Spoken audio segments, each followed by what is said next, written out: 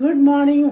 இன்றைக்கி சிம்பிள் சேமியா உப்புமா எப்படி பண்ணுறது காமிச்சு தரேன். ஒரு கடாயில் எண்ணெயை விட்டு கடுகும் கடலைப்பருப்பும் தாளித்து கொட்டிங்க. பருப்பு சோந்த பின்ன பொடிப்பினாக வைக்கிற கறிவேப்பிலையும் பச்சை மிளகாயும் போட்டுங்க. பொடிப்பினாக வைக்கிற வெங்காயம்,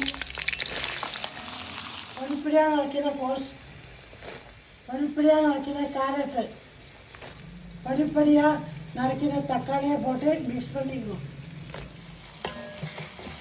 உப்பு கொஞ்சப்படியை போட்டு நம்ம வதக்கிக்கணும். வெங்காயெல்லாம் நம்ம வதக்கிருக்குங்க. வறுத்தா சேமியாதான் போட்டுக்கணும். 2 நிமிஷம் வதக்கிற பின்ன தண்ணி விட்டுக்கணும். 1 கப்பு சேமியாவுக்கு 2 கப்பு தண்ணி விட்டுக்கணும். இந்த மாதிரி வெந்த பின்ன கொஞ்சம் நெய்யை ஊற்றிட்டு அடுப்பை அணைச்சிடுங்க.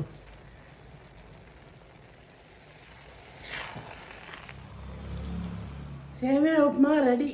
நீங்களும் ட்ரை பண்ணி எப்படி சொல்லுங்க. பாய்.